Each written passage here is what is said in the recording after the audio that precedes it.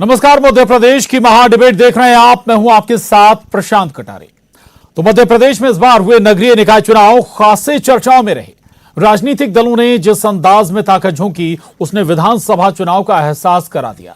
एहसास इस बात का भी कि विधानसभा चुनाव नजदीक आ गए। बात इतनी भर नहीं, कुछ और भी नया हुआ इस चुनाव में। दक्षिण भारत के एक शहर तक सीमित रही पार्टी धीरे धीरे इंदी पट्टी में दस्तक दे रही है। बिहार, उत्तर प्रदेश में उपस्थिति मौजूदगी दर्ज कराने के बाद, विस्तार के बाद मध्य प्रदेश में भी इसकी मौजूदगी नजर आई।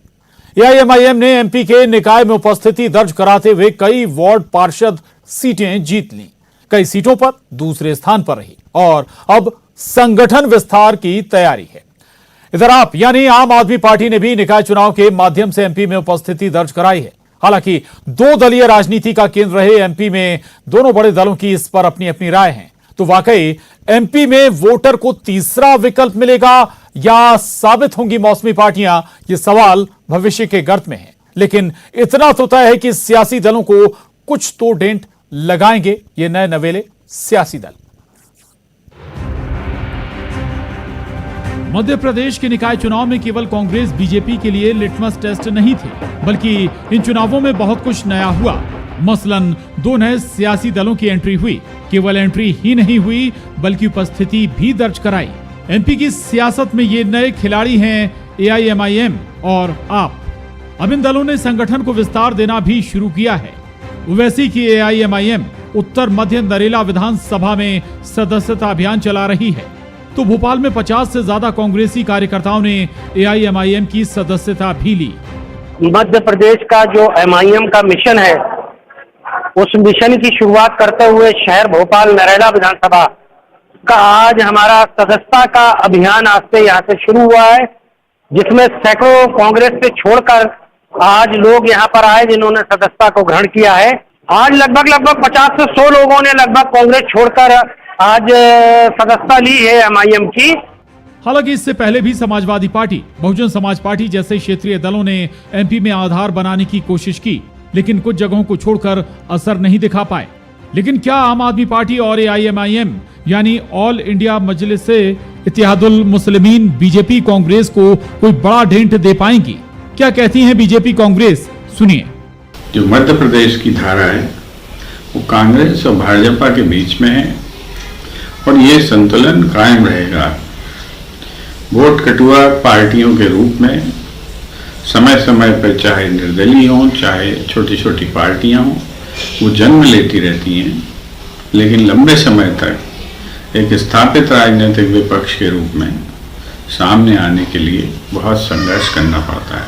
लोकतंत्र के लिए ओवैसी जैसी पार्टी का विस्तारित होना अच्छा नहीं है कि जिस प्रकार से कांग्रेस ने हर वर्ग को, चाहे वो मुसलमान हो, चाहे वो सिख हो, ईसाई हो, अलग अलग धर्म जाति पंथ के लोग हों, लोगों को बांटने का काम किया। आज फिर ओबीसी उन्हीं के हथियार से उन्हीं को निपटाने की काम कर रहे हैं। इसलिए कांग्रेस से मोह भंग होना इस जमात का ये बताता है कि कहीं ना कहीं अपने ही हथियार से कांग्रेसी निपट रहे हैं, पिट रहे हैं।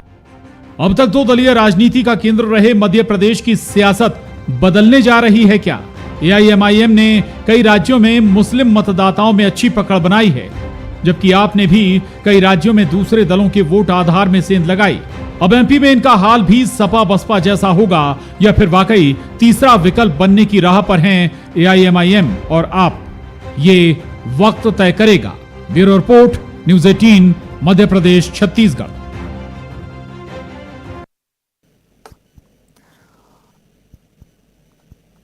तो दरअसल निकाय चुनाव से यह तस्वीर बदलती हुई नजर आई है और निकाय चुनाव में अभूतपूर्व ताकत कांग्रेस बीजेपी जैसे दलों ने झोंकी और केवल ताकत ही नहीं झोंकी। इस निकाय चुनाव में ऑल इंडिया एआईएमआईएम और आम आदमी पार्टी ने जबरदस्त अपनी दस्तक भी दी है, कई वार्ड पार्षद की सीटें भी जीती।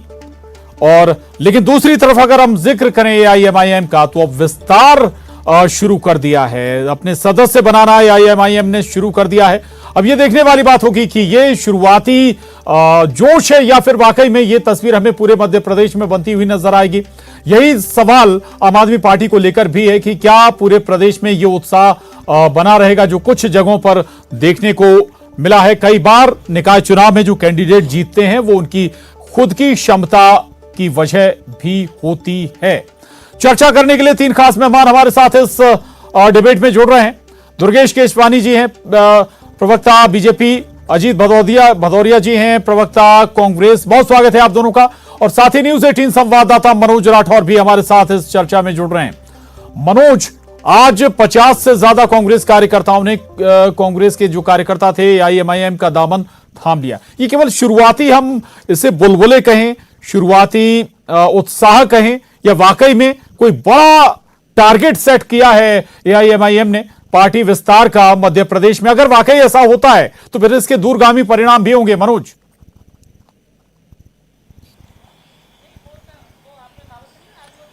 जी बिल्कुल प्रशांत, क्योंकि मध्य प्रदेश की सियासत अब बदलती हुई नजर आ रही है, खास तौर से 2023 के चुनाव को लेके। यदि निकाय चुनाव के परिणाम को देखो तो बीजेपी को भी नुकसान हुआ है और कांग्रेस को भी कहीं ना कहीं नुकसान हुआ है, यदि हम पूरा आकलन करें तो। क्योंकि बीजेपी भले ही जीत का जश्न मना रही हो, कांग्रेस जीत का जश्न मना रही हो, लेकिन 2023 के लिहाज से दोनों के लिए जो वोट बैंक की गणित है वो बिगड़ती हुई नजर आ रही हो। ये गणित दरअसल बिगड़ी क्यों, इस पर भी फोकस करना पड़ेगा। यही कारण है कि मंथन शुरू हो गया। सिंगरौली में यदि बात करें तो आम आदमी पार्टी ने जिस तरीके से उस सीट को अपने कब्जे में कर लिया है, और साथ में जो ओबीसी की पार्टी है वो लगातार बूथ लेवल पे कांग्रेस में सेंधमारी कर रही है। आज जैसे 50 से 100 कार्यकर्ता कांग्रेस के जो ओबीसी की पार्टी में शामिल हुए, तो ये एक तरीके से कांग्रेस को ये सोचना पड़ेगा कि भले ही कांग्रेस ये कह रही हो कि ये छोटी पार्टियां हैं, ये ज्यादा दिन तक स्थापित नहीं हो पाती, लंबे समय तक नहीं चल पाती, जिस तरीके से बसपा और सपा का उदाहरण दिया गया, लेकिन यही छोटी छोटी पार्टी 2023 के लिए यदि तैयारी करती है, क्योंकि विधानसभा में चुनाव लड़ने का ऐलान खुद ओवैसी कर चुके और आम आदमी पार्टी भी दम भरने लगी है, तो आने वाले 2023 के चुनाव के लिहाज से ये दोनों ही पार्टी कहीं ना कहीं बीजेपी और कांग्रेस दोनों के समीकरण को बिगाड़ सकती है। खास तौर से कांग्रेस को ज्यादा फोकस करना पड़ेगा, क्योंकि जिस वर्ग के वोट बैंक का दावा किया जाता है, बीजेपी हालांकि इससे इत्तेफाक नहीं रखती, लेकिन जो दावा किया जाता है उससे कहीं ना कहीं जो कार्यकर्ता है वो यदि इस तरीके से जाएंगे तो कहीं ना कहीं बीजेपी को नहीं बल्कि कांग्रेस को ज्यादा नुकसान होगा। लेकिन इन दोनों ही पार्टियों ने 2023 के लिहाज से जो सियासी समीकरण है वो कहीं ना कहीं बिगाड़े। और बिल्कुल मनोज, थोड़ा सा इस लिहाज से भी समझाइए, इसके बाद मैं चर्चा पर जाऊंगा। ये कि ये AIMIM स्पेसिफिक वोट को टारगेट करती है और ये जो वोटर है वो खासतौर से कांग्रेस का वोटर है। आप जिसका जिक्र भी कर रहे थे कि कांग्रेस को ज्यादा चिंता करने की दरकार है, समीकरण वाकई में बदलते नजर आ रहे हैं क्या? मॉरल भी डाउन होता है अगर जिस पार्टी के कार्यकर्ता पार्टी छोड़ते हैं तो? फिर मनोज जी। बिल्कुल प्रशांत, आपने बिल्कुल सही कहा, क्योंकि ओवैसी की जो पार्टी एक समुदाय विशेष के वोट बैंक पर अपना कब्जा करती है। हालांकि वो इस बात को इनकार करती हुई कैमरे के सामने नजर आई, लेकिन जिस तरीके से अब मध्य प्रदेश में 2023 के चुनाव के लिहाज से बूथ स्तर पर तैयारी शुरू कर दी है, तो उसका फोकस उन विधानसभाओं पर है जहां पे सबसे ज्यादा एक समुदाय विशेष के लोग रहते हैं, वहां पे उसका वोट बैंक है। और यही कारण है कि भोपाल की उत्तर विधानसभा सीट को चुना गया, मध्य विधानसभा सीट को चुना गया और नरेला विधानसभा सीट को चुना गया। बीजेपी के कार्यकर्ता अभी ओवैसी की पार्टी में शामिल नहीं हो रहा, लेकिन जो कांग्रेस का वोट बैंक कहे जाते हैं वो कार्यकर्ता जरूर अब ओवैसी की पार्टी में आते हुए नजर आ रहा है। ये शुरुआती दौर है बूथ लेवल पे, यदि इसी तरीके से पूरे मध्य प्रदेश में, क्योंकि पूरी 230 विधानसभा सीटों पर चुनाव ओवैसी की पार्टी नहीं लड़ेगी, लेकिन जो बाकी जो बहुल्य क्षेत्र है एक समुदाय विशेष के, चाहे बुरहानपुर हो या फिर रतलाम, खंडवा, उज्जैन, ये तमाम ऐसे जिले हैं जहां की विधानसभा सीटों पर जरूर असर जो है ओवैसी की पार्टी डालेगी।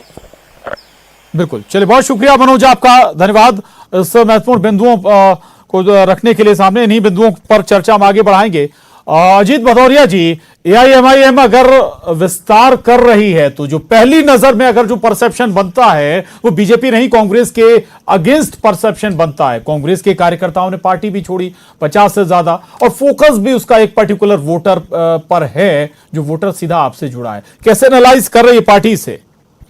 देखिए प्रशांत जी, समझना पड़ेगा। जी। आप देखेंगे एआईएमआईएम को जब से 2014 से केंद्र में भारतीय जनता पार्टी की सरकार आई है, तब से ही ओवैसी जी देश के अंदर उन राज्यों में जा रहे हैं, प्रत्याशियों को टारगेट करके अपने प्रत्याशियों को चुनाव लड़ाया जा रहा है, जहां पर विधानसभा के चुनाव हो रहे हैं। निश्चित रूप से प्रभावित करते हैं, और इनको फंडिंग कौन कर रहा है सब जानते हैं।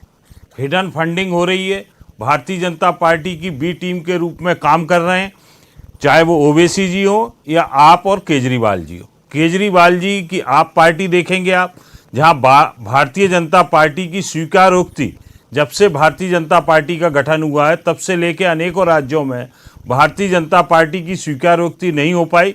वहां पर कांग्रेस को रोकने के लिए आप पार्टी को आगे किया जा रहा है। एक बिल्कुल हिडन एजेंडा है भारतीय जनता पार्टी का, जिसको चलाया जा रहा है।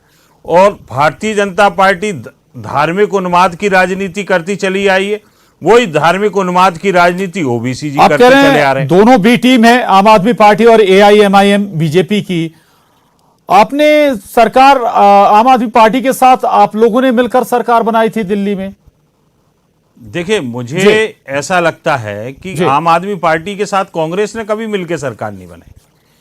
ये मैं इस चीज का खंडन करता हूं। आम आदमी पार्टी के साथ मिलकर कांग्रेस ने कभी सरकार नहीं बनाई, मैं आपको बताऊं। परंतु आप अगर देखेंगे, आप इनका सिर्फ और सिर्फ टारगेट प्रशांत जी, इनका सिर्फ और सिर्फ टारगेट कांग्रेस को डैमेज करना। ना तो ये लोग लोकतंत्र की बात कर रहे हैं, ना जनता के हित की बात कर रहे हैं। आप अगर एआईएमआईएम को देखेंगे, नगरीय निकाय चुनाव में उन्होंने बुरहानपुर में जाके चुनाव लड़ा। आप दूसरी जगहों पे उन्होंने क्यों नहीं चुनाव लड़ा महापौर का? आप देखेंगे वहां पे 250 वोटों से सिर्फ भारतीय जनता पार्टी के प्रत्याशी जीती। कांग्रेस के को नुकसान करके एआईएमआईएम ने 10,000 से ऊपर वोट प्राप्त किए। सिर्फ भारतीय जनता पार्टी को हिडन तरीके से फायदा पहुंचाने का काम ओबीसी पूरे देश में कर रहे हैं, जो कि लोकतंत्र के लिए खतरा है। उनके बयानों से धार्मिक उन्मादता फैलती है। जो बयान भारतीय जनता पार्टी के नेता चाहते हैं कि दें ओबीसी जी, वही बयान ओबीसी जी के मुंह से निकलता है। और भारतीय जनता पार्टी के कई बातें आपने कह दी, जवाब दे देते हैं करके निश्चित रूप से वोटों की राजनीति करते। बी टीम है दोनों, आम आदमी पार्टी और एआईएमआईएम बीजेपी की। ये सीधा आरोप है भदौरिया जी का। देखिए प्रशांत जी, कांग्रेस का मूल चरित्र ही आरोप लगाकर राजनीति करना है। ये आरोप लगाते हैं, आक्षेप लगाते हैं, दोषारोपण करते हैं, इल्जाम लगाते हैं और अपनी राजनीति करते हैं। अजीत भदौरिया जी भी यही करते हुए दिख रहे हैं। जिस तरह से कांग्रेस में भगदड़ मची हुई है प्रदेश में और देश में, जो कांग्रेस कमजोर होती हुई दिख रही है, इसका फायदा दूसरे लोग उठा रहे हैं। यही कारण है एआईएमआईएम यही अपने पांव पसार रहा है, क्योंकि ये भी एक विशेष वर्ग के लिए राजनीति करते हैं और एआईएमआईएम भी उसी के लिए करते हैं ये लोग। तो मुझे लगता है कि ये सब चीजें हैं, इनको कांग्रेस को आत्ममंथन का दौर है। इनके जो नेता है नटवर सिंह जी, कल उन्होंने स्पष्ट कर दिया कि सोनिया गांधी और राहुल गांधी कांग्रेस की जरूरत नहीं है, कांग्रेस उन लोगों की जरूरत है, इनका और नेतृत्व को बदलना चाहिए। कमोवेश यही बात अजीत कुरैशी जी ने भी कही थी कि कांग्रेस का जो नेतृत्व है वो बच्चों के हाथ में है और कमजोर नेतृत्व है, अपरिपक्व नेतृत्व है। जब ये चीजें एक दल में उठने लगती हैं तो उनके कार्यकर्ता निश्चित रूप से छोड़कर उनको दूसरे। दुर्गेश जी, एक बात और है, ये ठीक है भदौरिया जी के अपने आरोप हो सकते हैं। एआईएमआईएम जहां कांग्रेस को ज्यादा डेंट करेगी, वहां एक लिहाज से यह भी कैलकुलेशन है कि आम आदमी पार्टी तो दोनों का वोट काटेगी। कई उदाहरण है, गुजरात को हम चले जाएं, कई और दूसरे राज्य में चले जाएं, वहां तो वो एक पार्टी नहीं बल्कि कई पार्टियों को डेंट कर रही है। उसका आधार कोई जाति विशेष या समुदाय विशेष से नहीं है। जी देखिए प्रशांत जी, भारतीय जनता पार्टी, माननीय मोदी जी का जो मूल मंत्र है, सबका साथ, सबका विकास और सबका विश्वास, और हम सबका प्रयास रहता है निश्चित रूप से कि हम विकास के मुद्दों पर जनता के बीच में जाते हैं। और जनता इस चुनाव में भी आपने देखा होगा प्रशांत जी, अनेकों बार हम आपके चैनल पे डिबेट पर बैठे तो हमने स्पष्ट कहा कि हम विकास के पैरोकार हैं और विकास ही जनता पसंद करेगी। और अब जब रिजल्ट आ चुके हैं पूरे प्रदेश भर में, आपने देखा जनता ने विकास पे मोहर लगाई। कांग्रेस को मुंह की खानी पड़ी। कांग्रेस 15% टोटल वोट शेयर लेके प्रदेश में खड़ी रही और हम 85% उस चीज में खड़े रहे। तो कहीं ना कहीं जनता ने विकास को पसंद किया है। हम अपने आधार को लेकर जनता के बीच में जाते हैं, हम अपने काम को लेकर जनता के बीच में जाते हैं, हम अपनी जन कल्याण की योजनाओं को लेकर जनता के दिल्ली में आपका काम क्यों नहीं चल पाया साहब? दिल्ली राज्य में 2 टर्म से आप लोग सत्ता से दूर हैं, बल्कि 2 टर्म नहीं, उससे पहले कांग्रेस लगातार सत्ता में रही, 2 दशकों से ज्यादा हो गया साहब।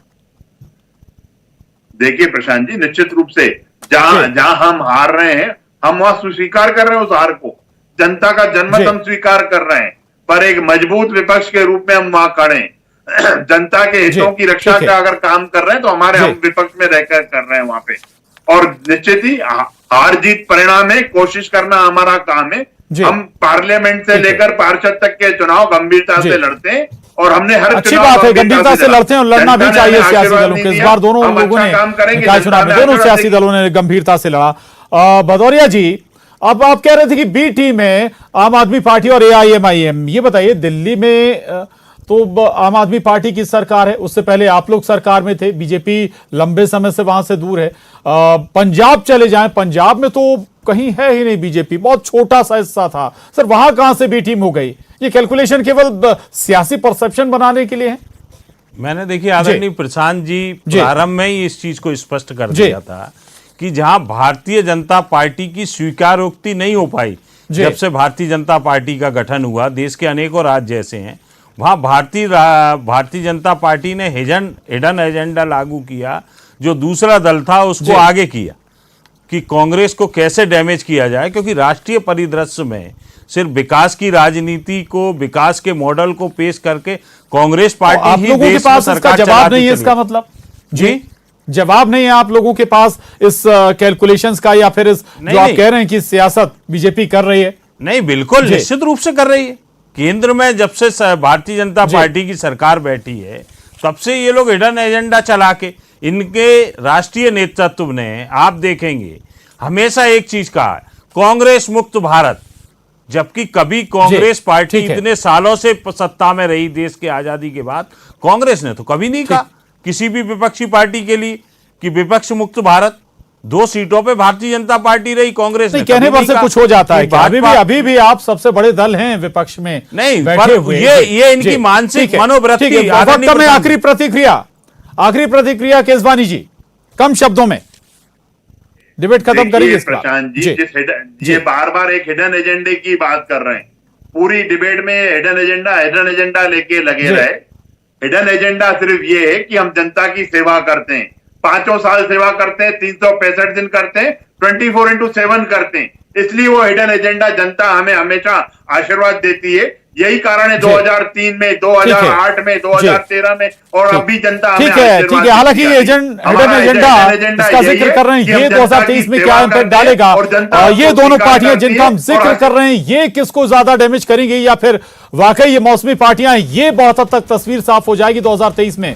बहुत शुक्रिया अजीत भदौरिया जी, दुर्गेश केसवानी जी, बहुत धन्यवाद आपका चर्चा में शामिल होने के लिए। तो मध्य प्रदेश की डिबेट में बस इतना ही।